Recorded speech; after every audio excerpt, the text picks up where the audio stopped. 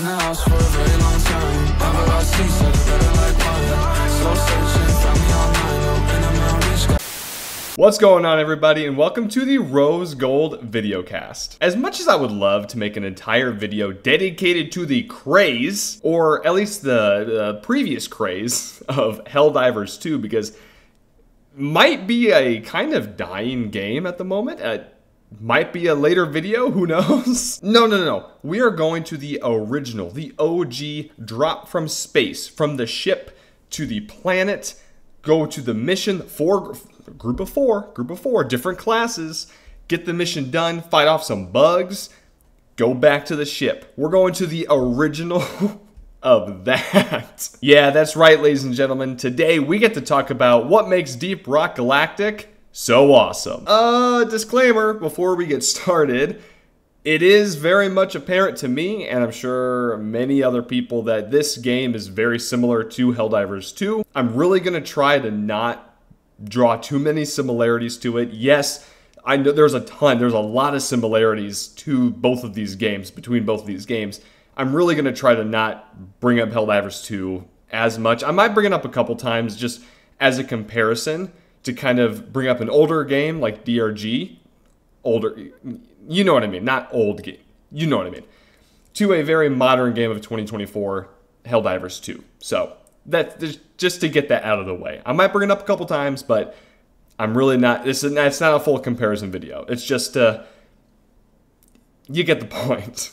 But let's talk about it. Let's discuss some Deep Rock Galactic. What makes it so good? Well, for starters, the class variety adds a lot. On paper, this game is so simple. A party up to 4 players, 4 dwarves, just go from the space station down to the planet, deep dark mine, do what they have to do, whatever the mission calls for, fight off a bunch of bugs, also varying types of enemies down there, go back up to the space station. It's so simple, yet they make it so enjoyable. Thankfully, there are also 4 classes the players can choose from, and thankfully each of these classes has just a ton of different weapons and utilities you can use for a loadout for whatever your playstyle is. And you know I love this. I talked about it a lot in my finals video, and I love a video game where the player can fully customize whatever they want, just according to however they want to play. I think that's so cool. And also, it really doesn't matter what classes you and your friends pick. You don't need to have a gunner on your team necessarily. You don't need to have a driller on your team to succeed.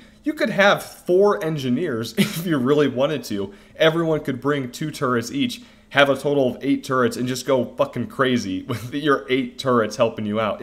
It's whatever you want it to be. It would be wild, and some builds could be better than others for sure, but it's whatever your heart desires, y'all. It's crazy, and I love games like this. Something else I definitely very much enjoy about this game is that there are no meta builds. And what I mean by this is, just like I said, every class gets their own loadout that they can mess around and tweak with. And because there are so many different varieties and different combinations players can use, you know, games like Call of Duty, they have meta weapons with meta attachments to use that, like, you know, the best in the game. These will have 0 recoil, the highest rate of fire downrange, you know, all of that stuff. You have to use these for the best outcome. No, DRG, and it does help that it's only PvE and not PvP, but for DRG, it don't matter what you bring. You're gonna have a great time, and you're gonna have a good outcome. Once again, it's all up to you. It's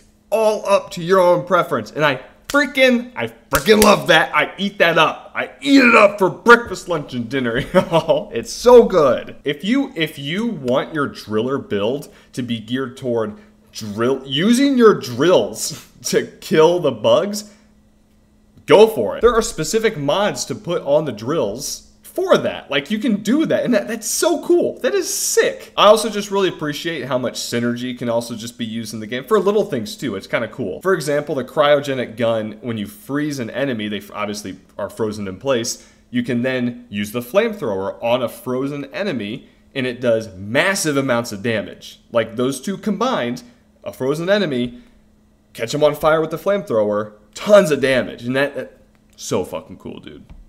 So sick. Progression is also very enjoyable and satisfying in this game. This is where I will bring up Helldivers 2 just for a moment, because this is kind of where I have a problem and fall off with Helldivers. While I absolutely love the concept of Helldivers 2, where all the players playing the game are fighting for that galactic conquest at the same time, every mission, you know, adds into that little by little, taking back a planet or a system, you know, that is so cool. I love that. There is no actual progress, really, for your own player. There's no attachment work for guns.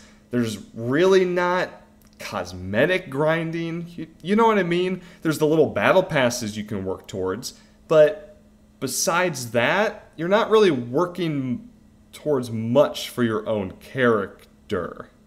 You feel me? Yes, you are picking up samples every single mission to work towards upgrades, but that's kind of it. And it's not the most satisfying. However, when it comes to DRG, you actually pick up assignments at the assignment board and you actually work towards whatever assignment you picked up. For example, some assignments are a new primary weapon for whatever class you're working on, and you have to do X amount of these missions in a row to unlock that weapon. And that's cool, you're actually building towards something. Or you might get a new cosmetic at the end, or a new matrix core in order to get a sick new overclock potentially for a new, like, for said weapon. Like, it's crazy the amount of progression you can actually go for towards these characters with these missions. And that's what you need. It's that itch, you know, it's that satisfaction itch that you're actually doing something. And I hate to say it, feels like that Gen Z, you know, TikTok, you know, you gotta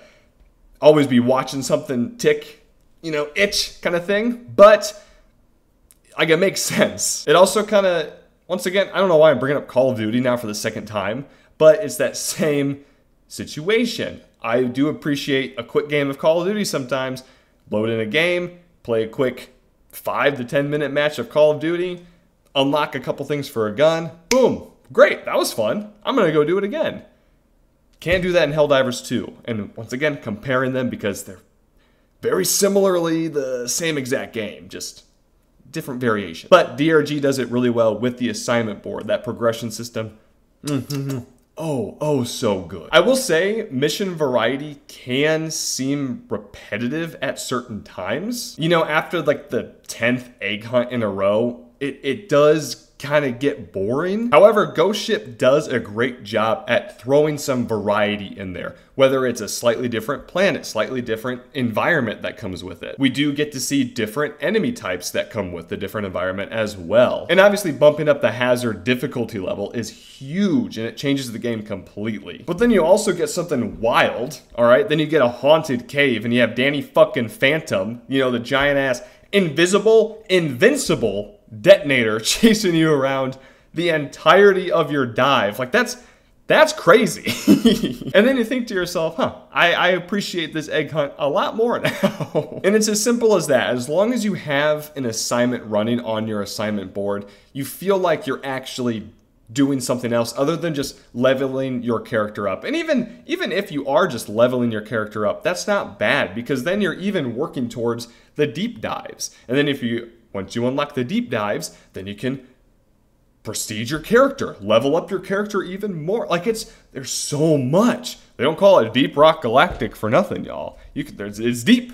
It's a deep game. There's a lot to do. And like I said, even then, there are so many things to be unlocking through the assignment board. So if you think you're at the point where like, I'll unlock everything on the assignment board, y'all, there's so much. There are so many things to get through on that assignment board. 4 classes to get through, okay? There's always going to be something to unlock, so you don't even have to worry about it. And even then, if you feel like you are getting a little bored or repetitive with something, like my friend Matthew, literally last night playing this game, shout out to Matthew, by the way. Matthew, watch my video and text me when you see this, so I know you're watching my videos. Anyways, Matthew even said to me, I feel like I should try out other weapons, because he's been using the old bread and butter, you know, the best combination that he's found for a while. You know, he's been using it. And that's the thing. he's been so comfortable with it. You find a combination that you enjoy and you really like, and you use it for a while. Good. That's a nice thing.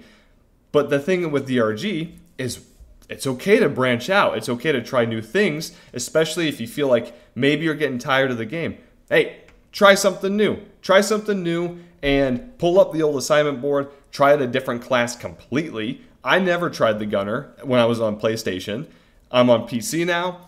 Dude, I'm running that gunner show. I am on that thing, and I'm loving it so far. It's a great change of pace from when I was running the driller a whole lot.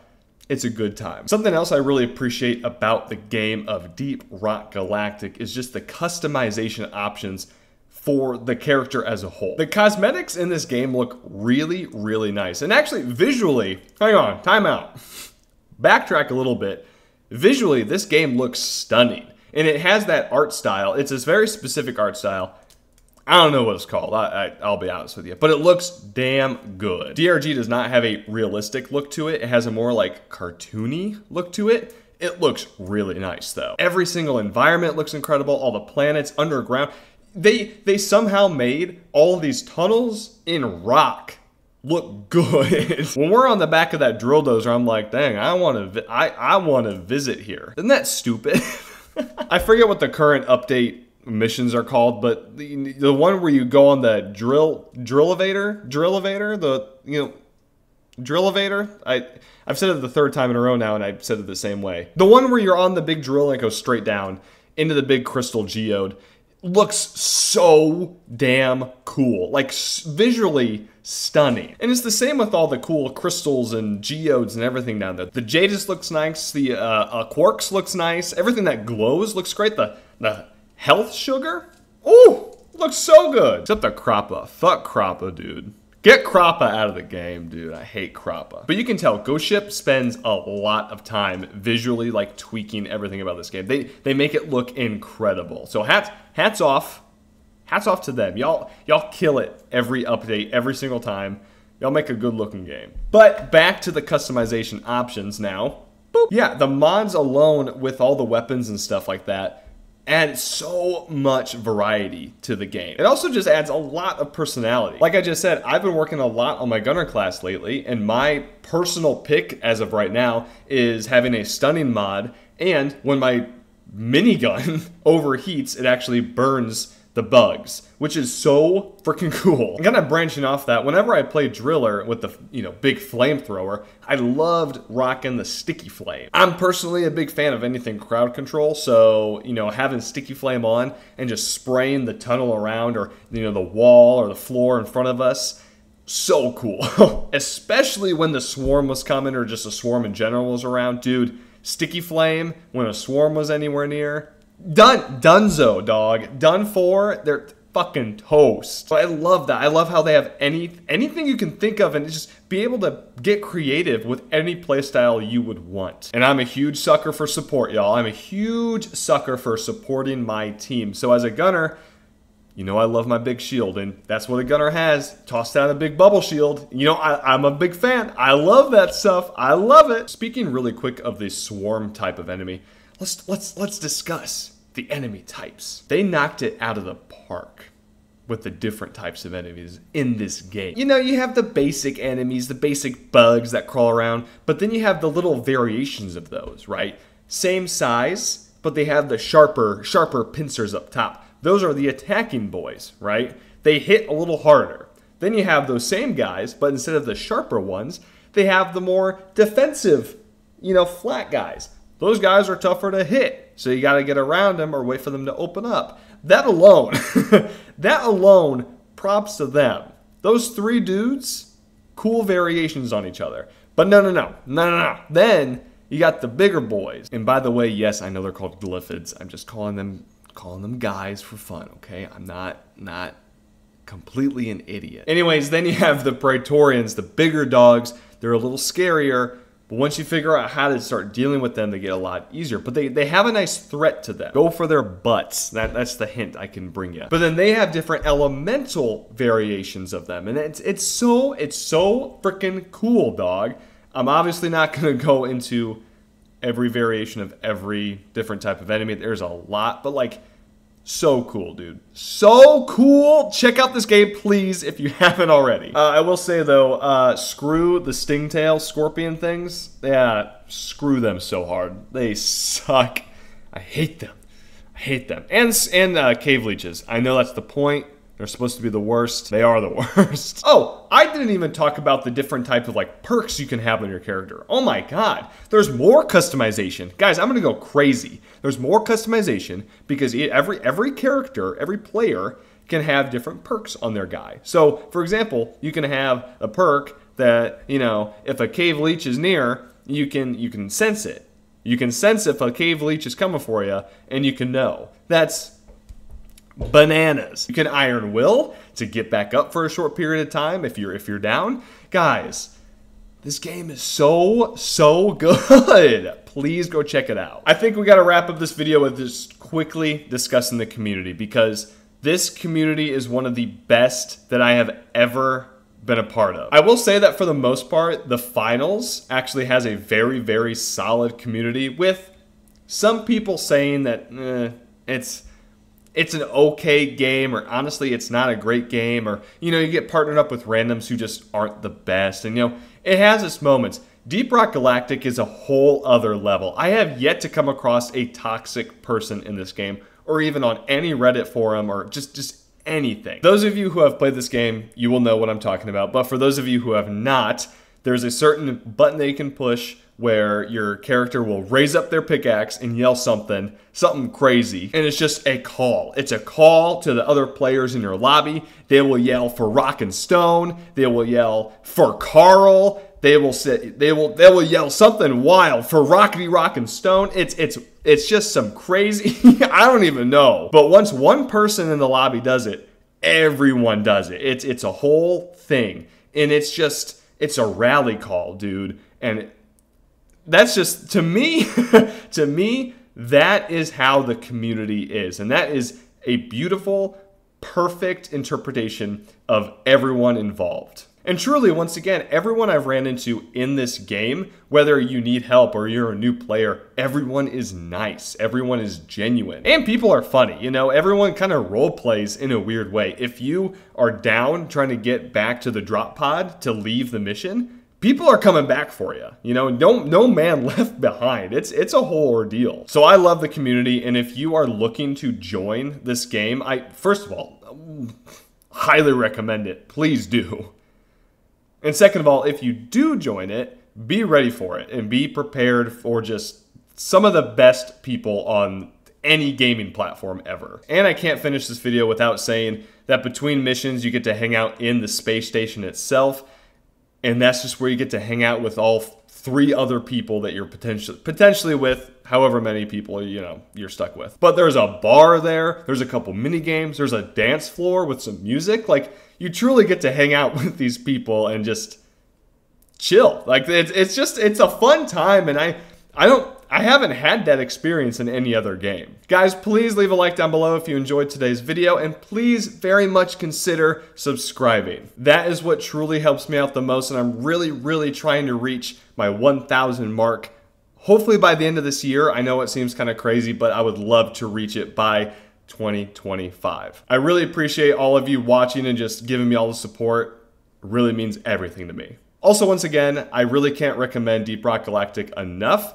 Let me know down in the comments, per usual, your thoughts on the game, whether you like it, or even if you dislike it, tell me what you think overall. This game is awesome, and it really does deserve even more of a player base than it already has. And with that, I will see y'all in the next video. Goodbye.